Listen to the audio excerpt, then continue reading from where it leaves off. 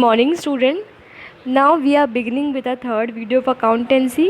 Here we will learn about basic key terms used in accountancy when you are preparing P&L account, when you are creating journal entry, partners appropriation account, balance sheet, then these key terms are used.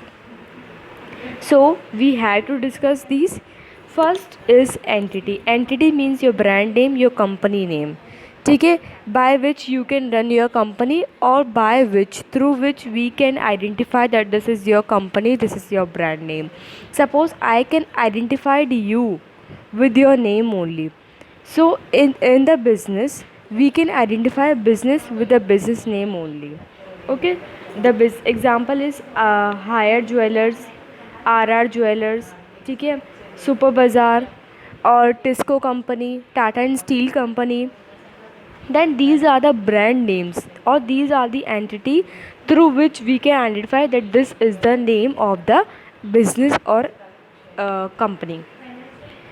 Now second is transaction. Transaction means any money transaction take place between the two parties. This is called transaction. Suppose customer A purchase goods from B. ठीक है, in order to that customer A will pay the money okay to B.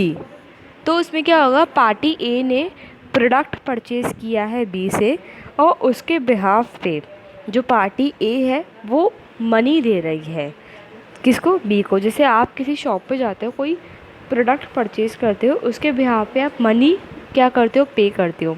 मतलब जो अपना जो buyer है वो money देता है किसको, सेंडर को. तो वो क्या कर रहा है, जो सेंडर है मतलब जो शॉपकीपर है वो मनी रिसीव कर रहा है.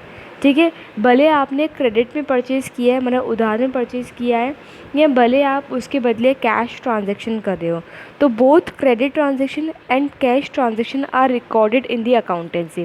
Cash transaction in which we can pay cash, ठीक है, एट दैट टाइम. और credit transaction means we will pay cash in the future. अपन ने उस टाइम पे कैश पे नहीं किया, अपन उधार में माल लेकर आए हैं. Now third is assets. Assets में क्या होता है, assets are the item of value used by the business in its operation. मतलब आप जो आइटम्स यूज़ कर रहे हो, आप जो रिसोर्सेज, आप जो मटेरियल, आप जो फर्नीचर यूज़ कर रहे हो अपने बिजनेस के अंदर, वो आपके असेट्स होते हैं. ठीक है, ताकि अपने बिजनेस एक्टिविटीज़ को कंटिन्यू कर सको. Suppose example of assets are your building, your plant, your machinery, your furniture, your stock. These all are known as assets. For example, Super Bazaar owns a fleet of trucks which is used by it to delivering food stuffs. The trucks thus provide economic benefit to the enterprise.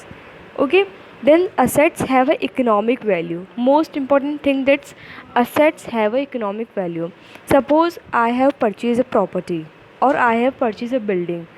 In future if I will sell that building or property, ठीक है, it will be beneficial for me.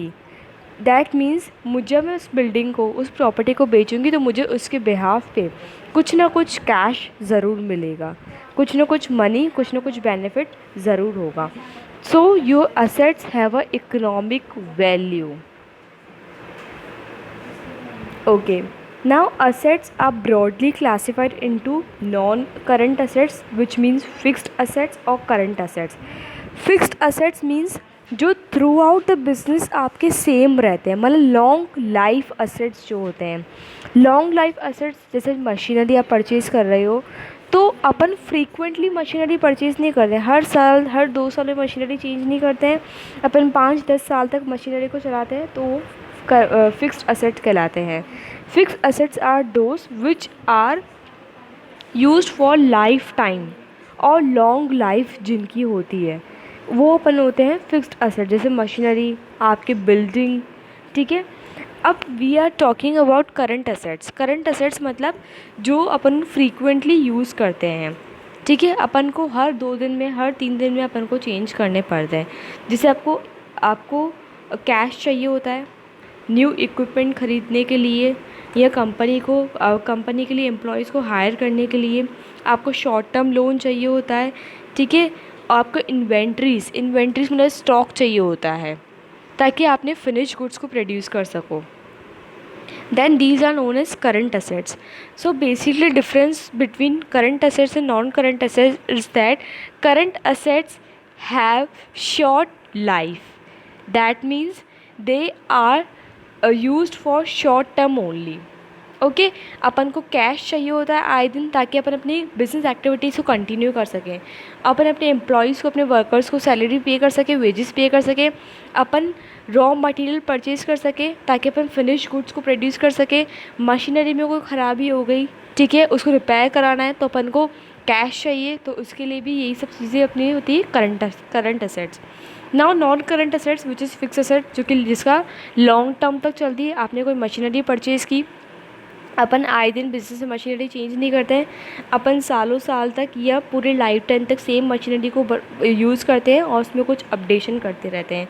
उसमें अपन को where and tear expenses जो होते हैं वो अपने current assets का एग्जांपल होता है। अपन ने बिल्डिंग परचेज़ कर लिया, आपने प्लांट परचेज़ कर लिया, then these all are known as non current और fixed assets. Okay, fixed assets भी दो तरीके के होते हैं, टेंजिबल एंड इनटेंजिबल, और वर्क इन प्रोग्रेस और intangible assets under development. Tangible assets जिसको अपन सीन कर सकते हैं एंड टच कर सकते हैं, example your building, your plant, your machinery. Intangible assets are those which we can see but we can't touch, अपन टच नहीं कर सकते। This is profit. Okay, profit profit is not an asset. Intangible assets के example हो जाएंगे अपनी goodwill, ठीक है, आपके पेटेंट राइट्स हो जाएंगे, आपके कॉपीराइट हो जाएंगे, ये आपके होते हैं इनटेंजिबल असेट्स के example. Okay, now we are coming toward liability. Liability means डेप्ट, ठीक है, आपने जो उधार लिया है।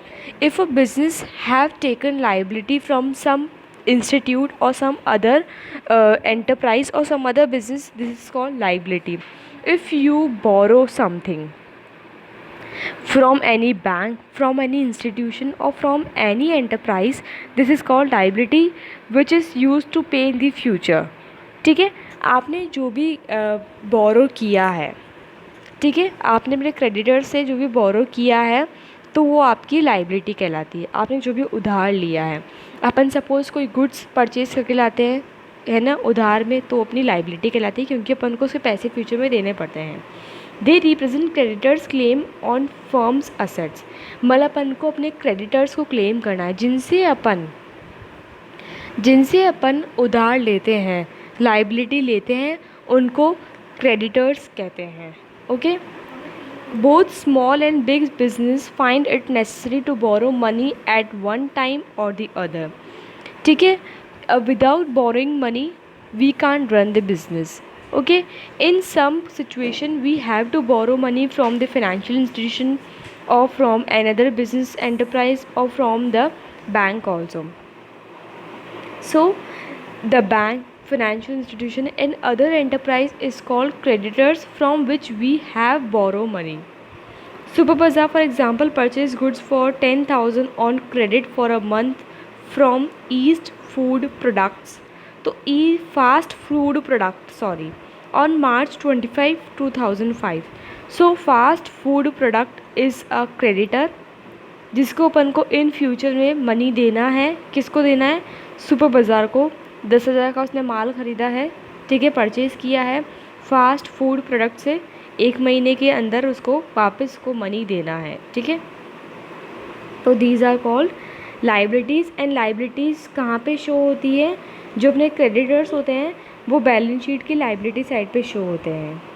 इफ़ सुपर बाज़ार हैज़ टेकन, अगर उसने लोन लिया, सपोज़ आपके बिजनेस ने लोन लिया है 3 ईयर्स के लिए किसी भी जैसे HDFC बैंक से लिया है, ICICI बैंक से लिया है, then ICICI bank and HDFC bank are known as creditors, जिनको आपको इन फ्यूचर मनी पे करना है। लाइबिलिटी भी 2 तरीके की होती है। These are of 2 types, current liability and non current liability. Current liability which is called short term borrowing, आपने 1 मंथ 1 ईयर के लिए बोरो किया है, विद इन 1 ईयर अगर आपने बोरो किया है, it's called short term liability which is current liability. और अगर आपने मोर देन 1 ईयर के लिए बोरो किया है which is known as long term liability, मतलब नॉन करंट लाइबिलिटी, और which is known as fixed liability. Current liability के एग्जांपल्स देखते हैं, short term borrowing, trade payables, other current liabilities and short term provisions.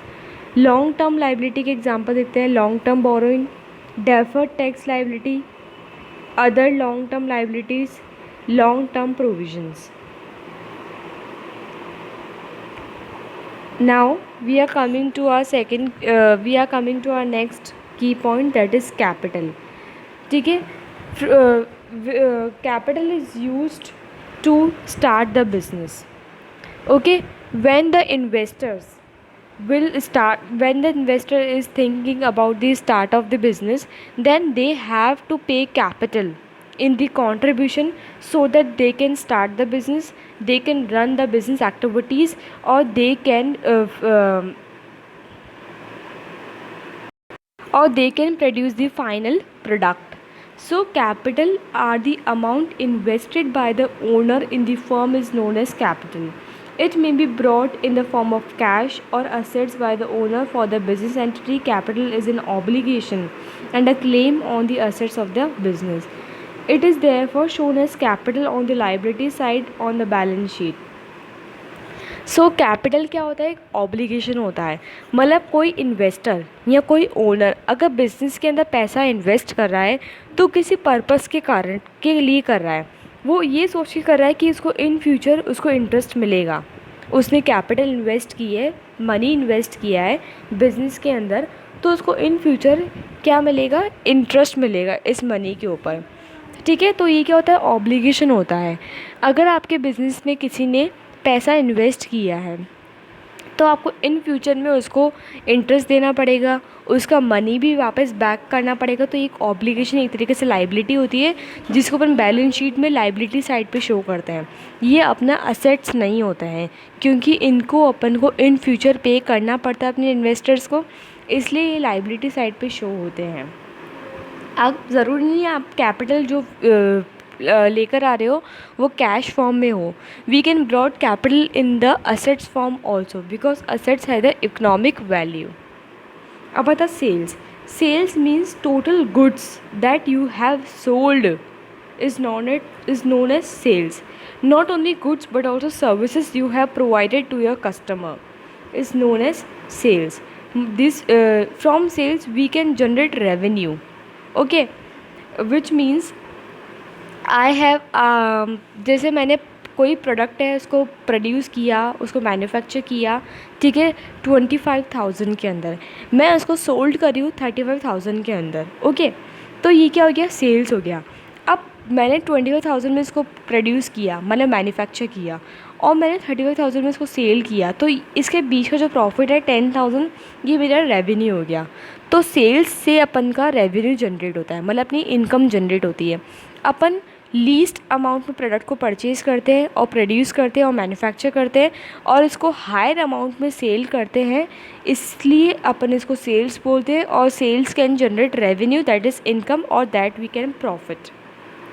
अब sales not only cash sales, credit sales भी होते हैं। जैसे आपने उधार में माल परचेज़ करते हो तो आपको उधार में माल पे भी देना भी पड़ता है अपने कस्टमर्स को, ठीक है। आपके जैसे ट्रस्टेबल जो कस्टमर्स होते हैं तो उनको अपन कैश सेल्स के साथ साथ क्रेडिट सेल्स भी प्रोवाइड करते हैं। तो जो सेल्स होती है ये अपने असेट साइड शो होता है बैलेंस शीट के अंदर, क्योंकि मुझे पता है इससे मुझे रेवेन्यू जनरेट हुआ है, तो इसलिए मेरे सेल्स जो है वो असेट साइड पे शो होता है। Now next is revenue. Revenue, I have already told you, that means the profit you have earned is called revenue। कि आपने कोई प्रोडक्ट प्रोड्यूस किया, उसको सेल किया मार्केट के अंदर, उसमें से जो भी आपने अमाउंट जनरेट हुआ, आपका जो प्रॉफिट जनरेट हुआ, इसको अपन बोलते हैं रेवेन्यू। मतलब आपने कितना अर्न किया, आपने कितना प्रॉफिट कमाया। These are the amount of the business earned by selling its product or providing services to the customer। अब जब अपन सेल्स करके अपन अपने गुड्स एंड सर्विसेज को सेल कर रहे हैं, उससे अपन को रेवेन्यू जनरेट हो रहा है, उसको अपन बोलते हैं सेल्स रेवेन्यू। अब जैसे अपन अदर आइटम्स के थ्रू रेवेन्यू जनरेट कर रहे हैं, ठीक है, जैसे सपोज़ मैंने कमीशन के थ्रू, जैसे एक ओनर है, ठीक है, वो अपना कैपिटल इन्वेस्ट करता है बिज़नेस के अंदर, उसके ऊपर उसको इंटरेस्ट मिलता है, ओके। कोई अब मैनेजर है, उसको कमीशन मिलती है एक्स्ट्रा वर्क करने के ऊपर, कोई रॉयल्टी मिलती है, कोई डिविडेंड मिलता है। आपने अपनी बिल्डिंग रेंट पे दे रखी है, आपको रेंट मिल रहा है, तो ये कुछ अदर रेवेन्यूज़ होते हैं जिसको अपने इनकम बोलते हैं। सेल्स रेवेन्यू क्या होता है, आपने अपने गुड्स एंड सर्विसेज को प्रोड्यूस किया, उसको मार्केट में सेल किया, उससे जो प्रॉफिट जनरेट हुआ, these are known as sales revenue. But अपन रेवेन्यू सिर्फ सेल्स के थ्रू नहीं अर्न कर सकते हैं। There are various ways to earn revenue in the business. Suppose you have your building, आपने अपनी बिल्डिंग को रेंट पे दे दिया, उससे रेंट आ रहा है, मतलब आपको प्रॉफिट आ रहा है, तो ये आपका एक तरीके से रेवेन्यू हो गया, ठीक है। किसी ने कमीशन दी, ठीक है, तो ये भी आपका रेवेन्यू हो गया। आपने कहीं पैसा इन्वेस्ट किया किसी बिज़नेस में, उसमें से आपको इंटरेस्ट मिल रहा है, ये भी आपका रेवेन्यू होगा। तो रेवेन्यू को अपन इनकम और प्रॉफिट बोलते हैं। अब आता है एक्सपेंसेस, मतलब cost incurred by the business, आपने कितना खर्चा किया है अपने बिज़नेस के अंदर। रेवेन्यू मतलब प्रॉफिट को अर्न करने के लिए आपने जो भी खर्चा किया है, इसको अपन बोलते हैं expenses. Generally expenses are measured by the cost of assets consumed and services used during an accounting period. अच्छा, एक्सपेंसेस निकालने का फॉर्मूला होता है, means cost of assets consumed, मतलब आपने कितने असेट्स कंज्यूम्ड किए, उनकी कॉस्ट, ठीक है, and service during an accounting period. Upon less करते हैं तो अपने एक्सपेंसेस निकल जाते हैं। अब एक्सपेंसेस के एग्जांपल देख लो कि अपन कोई फर्नीचर यूज़ कर रहे हैं, कोई मशीनरी यूज़ कर रहे हैं, तो आज मैंने वो मशीनरी 25,000 में परचेज़ की है, तो मुझे क्या 10 साल बाद वो मशीन की वैल्यू 25,000 या 30,000 मिलेगी? नहीं, उस मशीन की वैल्यू क्या होगी? कम होगी। क्यों? क्योंकि मैंने इसको 10 सालों तक यूज़ किया है। इसको बोलते हैं डेप्रिसिएशन। तो डेप्रिसिएशन क्या होता है? एक तरीके का एक्सपेंस होता है जो कि कंपनी इनकर्ड करती है। एक बिज़नेस को इनकर्ड करना पड़ता है। Suppose a business have purchase a machinery about 25,000, ठीक है, and after 10 years the machinery has sold for 15,000 only, then these, ये जो 10,000 का जो डिफरेंस आया है, ये अपना एक्सपेंस और वी कैन से लॉस। अपनी टेलीफोनिक एक्सपेंस है, अपन ने कोई बिल्डिंग रेंट पे ले रखी है तो अपन को रेंट पे करना है, अपन को अपने एम्प्लॉयज़ को सैलरी पे करनी है, अपने जो ओनर हैं, इन्वेस्टर्स हैं, उनको इंटरेस्ट देना है, या लाइट और वाटर का अपना एक्सपेंसेस आ रहा है, अपन ने हीटर यूज़ करा है तो उसका एक्सपेंस आ रहा है, अपन को अपने वर्कर्स को सैलरी देनी है, वेजेस देने हैं, ये सारे एक्सपेंस होते हैं, खर्चे होते हैं जो कि कंपनी इनकर्ड करती है so that he will run the business and earn the revenue. तो जब तक आप खर्चा नहीं करोगे तब तक आप रेवेन्यू अर्न नहीं कर पाओगे। सो अपन को खर्चा करना पड़ता है, ठीक है, अपन को अपने एम्प्लॉयज़ को खुश करना पड़ता है, अपन को हर चीज़ का खर्चा करना पड़ता है, तब जाके अपन रेवेन्यू अर्न कर पाते हैं। अब आता है एक्सपेंडिचर, स्पेंड मनी और incurring a liability for some benefit. Okay, आपने मनी स्पेंड किया है। Suppose you have purchase a machinery, after 5 year machinery में कुछ फॉल्ट आ गया, then you have wear and tear expenses, मतलब आपने उसको रिपेयरिंग एक्सपेंसेस आपने पे किया है, ठीक है। तो ये क्या हो जाता है? अपना एक्सपेंडिचर हो जाता है, ताकि मशीनरी आगे लाइफ लॉन्ग तक काम कर सके, तो अपना एक्सपेंडिचर हो जाता है। जैसे हमने कोई प्रॉपर्टी परचेज़ की है, उस प्रॉपर्टी के ऊपर आपने रजिस्ट्री करवाई है, तो रजिस्ट्री एक तरीके का एक्सपेंडिचर है, ताकि वो प्रॉपर्टी आपके नाम पे हो गई परमानेंटली और आप इस प्रॉपर्टी को जैसे चाहे वैसे यूज़ कर सकते हो। ओके, आपने कोई मशीनरी परचेज़ की है, ओके, मशीनरी परचेज़ करी है, वो मशीनरी 5 साल बाद ख़राब हो गई, उसमें कोई फॉल्ट आ गया, आपने उसको रिपेयरिंग चार्जेस पे किए हैं, तो एक तरीके का एक्सपेंडिचर हो जाता है, ताकि मशीन जो है आपको आगे चल के बेनिफिट दे सके। आपने प्रॉपर्टी का रजिस्ट्रेशन कराया ताकि प्रॉपर्टी आपको आगे चल के बेनिफिट दे सके। तो अपन कुछ बेनिफिट अर्न करने के लिए अपन कुछ एक्सपेंसेस करते हैं, कुछ खर्चे करते हैं, या कोई लाइबिलिटी अपन उठाते हैं मार्केट से, अपन उधार लेते हैं मार्केट से, ताकि अपन को आगे चल के बेनिफिट हो सके। इनको अपन बोलते हैं एक्सपेंडिचर। जैसे purchase of goods, purchase of machinery, purchase of furniture, आपने कोई फर्नीचर परचेज़ किया है, आपने रॉ मटेरियल परचेज़ किए ताकि आप इनको प्रोसेस कर सको और फिनिश गुड्स प्रोड्यूस कर सको, उनको मार्केट में सेल कर सको और प्रॉफिट अर्न कर सको। या फिर मशीनरी परचेज़ किए ताकि अपने वर्कर का काम जो है वो ईजी कर सको। तो ये सारे क्या होता है, एक्सपेंडिचर हो जाता है।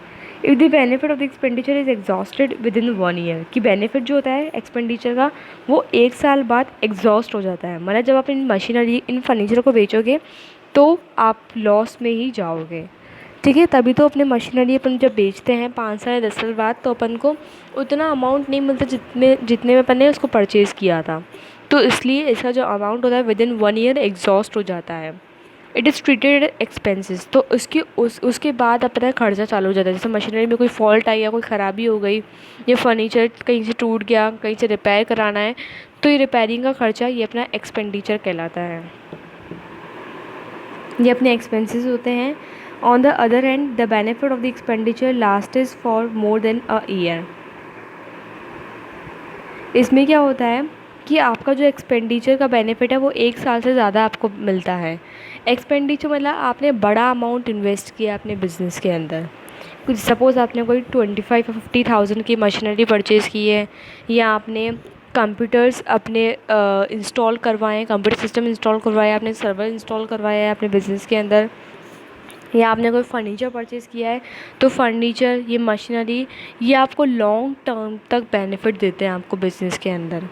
और एक्सपेंसेस जो होते हैं वो आपको ये शॉर्ट टर्म आपको बेनिफिट प्रोवाइड करते हैं बिज़नेस के अंदर।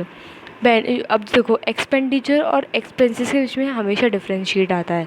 तो एक्सपेंडिचर क्या होता है, ये लॉन्ग टर्म बेनिफिट अपन को प्रोवाइड करते हैं, और एक्सपेंसेस क्या होता है, शॉर्ट टर्म बेनिफिट देते हैं। एक्सपेंडिचर में अपन ज़्यादा अमाउंट इन्वेस्ट करते हैं, ठीक है, ताकि अपन इसमें बल्क